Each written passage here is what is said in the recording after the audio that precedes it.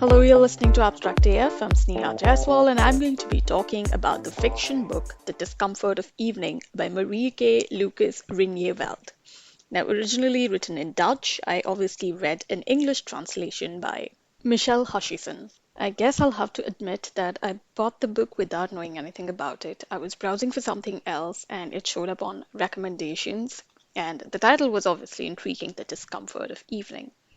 And the cover looked quite intriguing too. It's a woman in a red jacket with only her eyes visible. And honestly, if I had known that this was a 2020 International Booker Prize winner, that would have served as a deterrent for me to buy the book because I don't have a lot of great things to say about the Booker Prize winners that I've read, except a few. Obviously, there are always exceptions.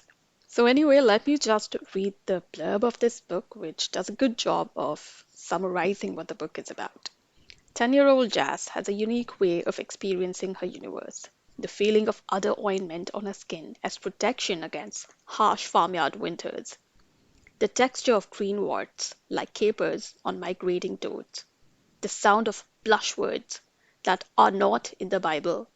But when a tragic accident ruptures the family, her curiosity warps into a wild vortex of disturbing fantasies, unlocking a darkness that threatens to derail them all. Going by that blurb, I was expecting a mature book about loss, childhood trauma, and anxieties. And while the novel does deal with those themes, so the principal narrator of this book is this 10-year-old Jazz who goes on to become 12. So majority of the story is through the eyes of this twisted 12-year-old.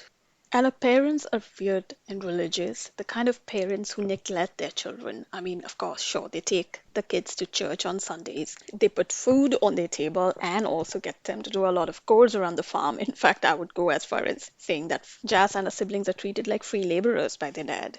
There isn't that warm, domestic, sweet, family-loving atmosphere in the house, and things only get worse when Jazz's eldest brother dies, and the family is not able to cope with that loss, at least not in a healthy way.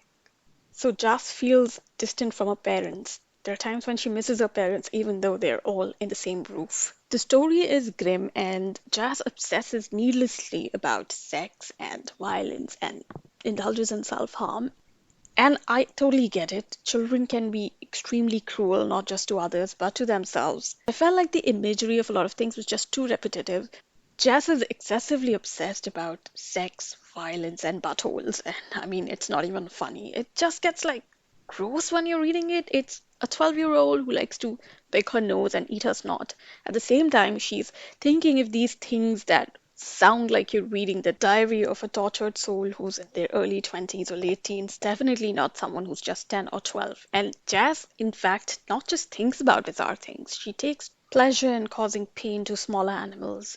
Marieke Lucas Rijneveld has the gift for making prose sound like poetry, even when it's about things that are gross. And Mitchell Hutchison, the translator, has done a fantastic job translating the novel, because at no point you wonder as a reader if things were perhaps lost in translation. But the striking writing cannot cloud the fact that its protagonists are needlessly cruel and violent, and it becomes hard to care about them after a point. Now, because of the fluid sentence structures, I kept turning page after page, expecting an interesting twist in the story, but that never came. When I was done reading the novel, I just exclaimed out loud, "Stupid fucking kid," and put the book aside and went to sleep. I mean, after reading The Discomfort of Evening, I'm convinced that maybe sometimes the Booker Prize panel decides to award a book while thinking they shouldn't be the only ones who are mildly frustrated by reading a book like this. It's not like I have a problem with the gross, disgusting, or violent things that happen in the book. I just wish there was a little more story to it. And Marieke Lucas Rijneveld is definitely talented with a pen. And maybe I will read more books by them in the future. I'm not sure. But for this book, it's a 2 on 5 for me. I think it was an okay book. I wouldn't recommend it to anybody, but it's not like I judge those who enjoy this book and have given it a 5 on 5 to each their own. It's just not